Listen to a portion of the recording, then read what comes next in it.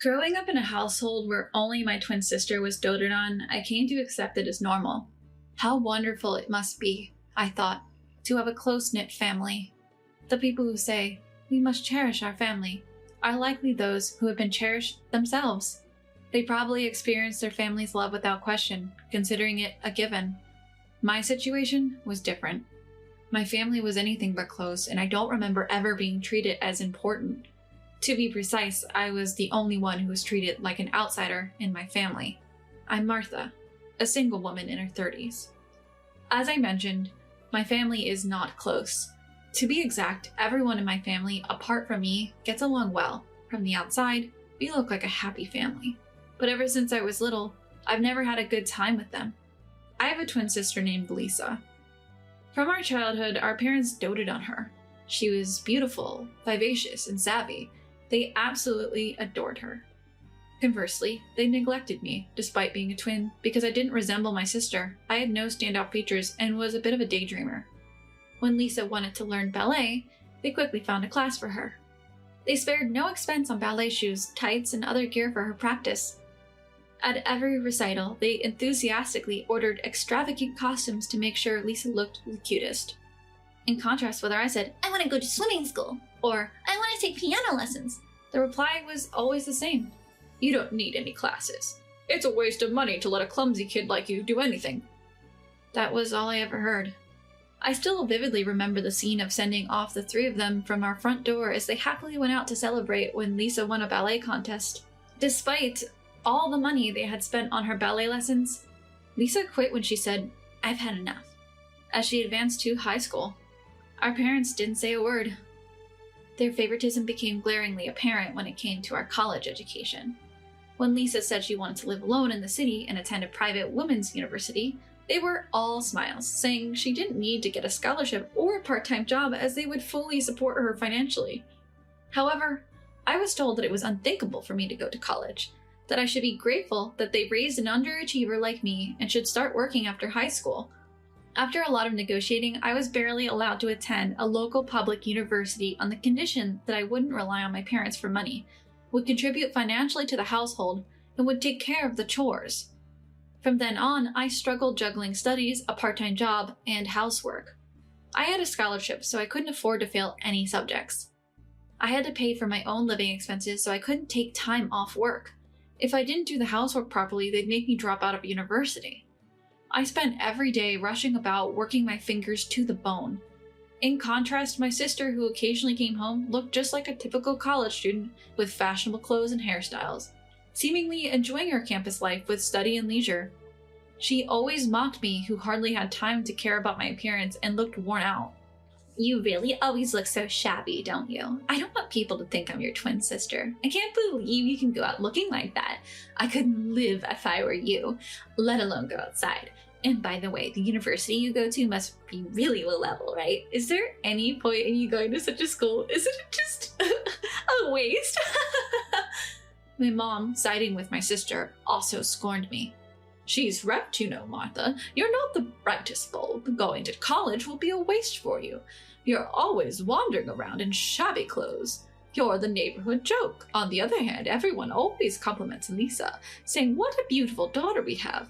It makes me so proud." Since I was young, I was used to this irrational resentment from my family. I didn't have time to care about their petty insults, so I hurried off to my part-time job.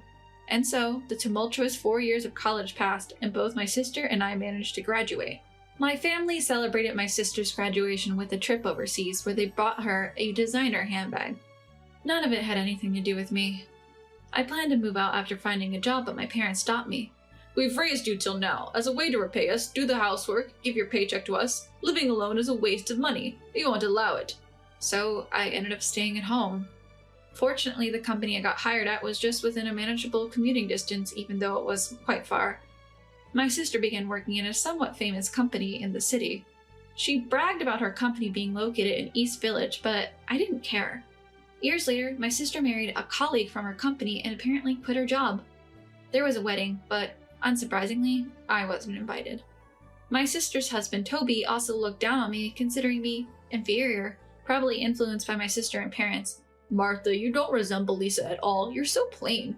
Are you sure you're twins?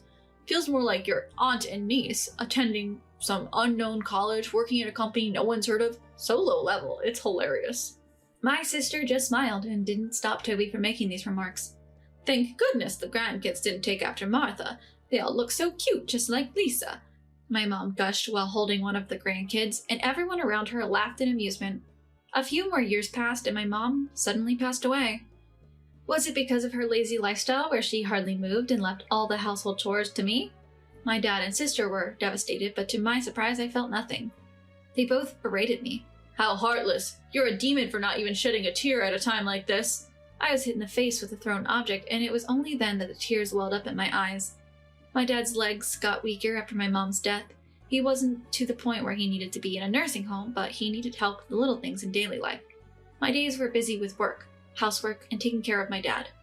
My sister occasionally visited our home, but she only came to ask for pocket money for her kids from dad. My dad never thanked me. In fact, he complained about everything I did.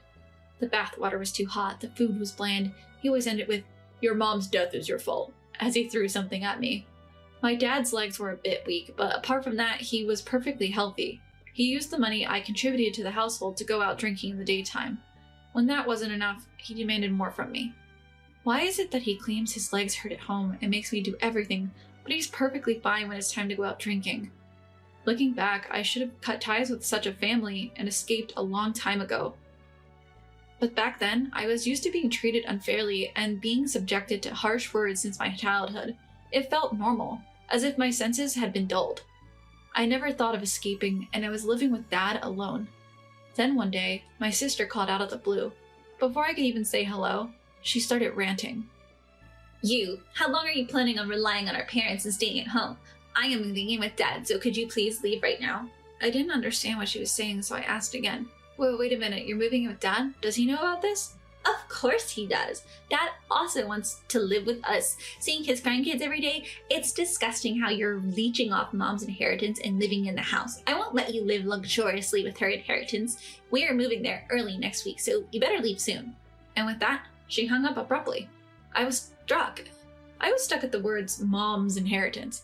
Mom's inheritance? What was that about? Anyway, I had to confirm it with Dad. Dad, are you really planning to live with my sister? Upon hearing my question, Dad coldly confirmed, "Yes.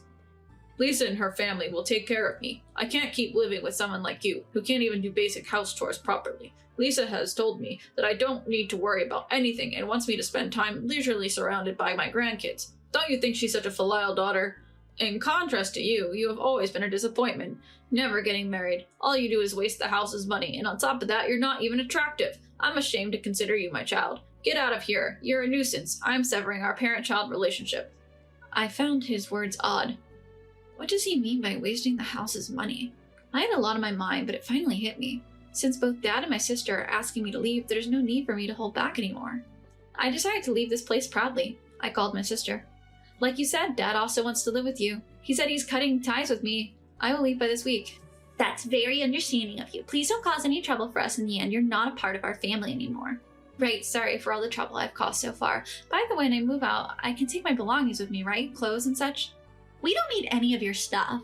I bet they're all cheap anyway. Take everything, but don't touch the house's money or stuff. If you do, I will call the police." "Got it. I will only take my things." And I hung up the phone. "Well, I gotta move out all my stuff," I said, rolling up my sleeves with gusto. A few days later, while I was still unpacking my belongings in my new home, my phone rang. The moment I answered, my sister's furious voice blared, "What the hell? What's going on?" "What do you mean? What's going on?" I held the phone a bit away from my ear as it responded. Still, my sister's voice echoed shrilly. "There's nothing left in the house. No furniture, no appliances. Where'd you put everything?" Here it comes. I had anticipated it, but the reality was even more dramatic than I had imagined. And I replied to my sister, "But sis, didn't you tell me to take all my belongings?" "Everything here? I bought it with my own money," I said calmly. "What? You bought it all with your own money? That's a lie. There's no way someone like you who's working at some low-level company can afford all these electronics. You've even replaced the furniture since Mom passed away. You've probably used Mom's inheritance, right? Give them back. I'm going to call the police." I sighed inwardly. As I suspected, my sister was confused. I began to explain to her slowly, so she could understand in her state of excitement. "Sis, You've been talking about Mom's inheritance, but Mom didn't leave any inheritance. She was just a normal housewife. How could she possibly have left the kind of money you're expecting? What? I don't understand, my sister shouted back. If anyone was confused, it was me. The Roomba, the drum washing machine, and stuff like that, I bought them because after Mom passed, I got busy caring for Dad and working. These electronics helped me save time. I bought all of them with my own money. I decided to replace everything because most of the old items were on their last legs. And yes, I've been the one covering all the living expenses. Lies! What about the furniture? Everything in the house is new since Mom died. The dining set, the beds, the sofa, everything. Of course. I paid for all the furniture as well. I decided to replace them when I received my bonus because they were getting old. I could sense disbelief from the other end of the phone line. What about the car? The car has been with us for ages. The car is registered under my name. Always has been. That's a lie! We quit our jobs, moved here, believing we could live off Mom's inheritance. We spent all our savings. We don't have a car. It's so inconvenient to go shopping. What are you going to do about this? My sister's rant was giving me a headache. She had wrongfully assumed that the upgraded electronics and furniture were bought with Mom's inheritance. She was under the illusion that I was living a luxurious life with Mom's money, that she too had a right to the inheritance. Her plan seemed to be to kick me out and live luxuriously off the inheritance. I always knew that despite being attractive and shrewd, my sister wasn't exactly bright, but I hadn't realized she was this thoughtless. It's not like I can come back. You're the one who told me to leave and to take all my things with me. I just did as you asked. My sister continued ranting over the phone. I was ready to hang up, but there was one last thing I needed to tell her. By the way, I've been paying Dad's debts till now. You'll have to take care of them from now on. What? Debt? She sounded shocked. She probably had no idea about the debt. Our parents had been careful to keep it a secret from her. We weren't a particularly wealthy family, but our parents had kept up appearances, spending lavishly on my sister. Dad's earnings couldn't cover everything, so we had taken on debt. The money went to everything from my sister's ballet lessons in her childhood to her university fees. Decades of overspending, living well beyond our means, has resulted in this mountain of debt. In fact, all of Dad's debts were accumulated from the money he spent on my sister. So if she wants to pay them back, there's no issue, right? You know, didn't my sister say to Dad, "Don't worry about anything, just relax, surrounded by your grandchildren"? I interpreted that as, "Don't worry about the debts either." I was touched, really. Such a dutiful daughter, I said, feigning innocence. My sister's anger only intensifies at my words. Don't mock me. And come to think of it, there's no way an employee from some unknown company like you can afford all the latest electronics and new furniture. You're definitely using Mom's inheritance, haven't you?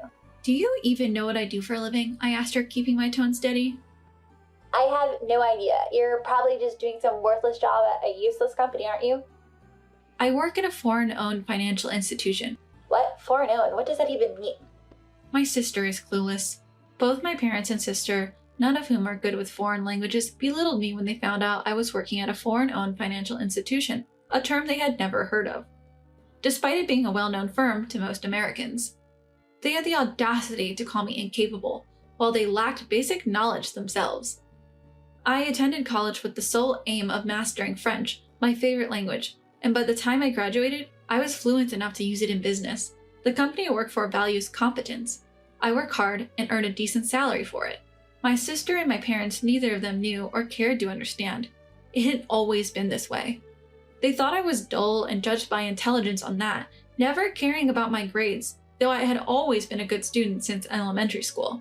But I don't care if they understand now. My sister continues to scream. Come home and apologize properly. I'll forgive you if you do it now. Where have you even moved to? Give me your address. Why am I the one who has to apologize? Why should I seek her forgiveness? I've never understood my sister's thinking, and honestly, I never wanted to. There's no need for your forgiveness. I am no longer part of your family, so please don't call me again. Take care of your problems on your own. Goodbye. With that, I ended the call. Up until that very moment I hung up, her enraged voice echoed through the phone. But just like when Mom passed away, my heart remained unmoved. There was no one around to label me heartless, so I couldn't find it in myself to shed tears this time. Despite it all, my heart felt at ease. Several months later, I heard from a friend back home that my sister and her husband quit their jobs to cash in on Mom's inheritance. But when that fell through, they had no money, no car, and no jobs. The result was falling behind on paying back Dad's debts, struggling to make ends meet, and selling the family home. They ended up moving into a nearby apartment with their children and Dad. They couldn't repay all their debt even with the money from selling the house, and their constant financial struggle took a mental toll. Their family relationship suffered within the confines of that small apartment. My brother-in-law, Toby, seemed to resent my sister a lot. He felt tricked into spending all his savings and leaving his job. Their marriage seemed to be hanging by a thread. The silver lining was that their children quickly made friends with the kids in the apartment, and they seemed to be living relatively happily. That must be their only saving grace. I moved closer to work, and I am thoroughly enjoying spending all of my earned money on myself and spending my time on myself too. Life is so comfortable when I only have to worry about my job and my own needs. I leaned back on my new sofa, looking at my hands. My fingertips glistened with a beautiful nail art. After living a stifled life for so long, I plan to enjoy this carefree, solo life for a while longer.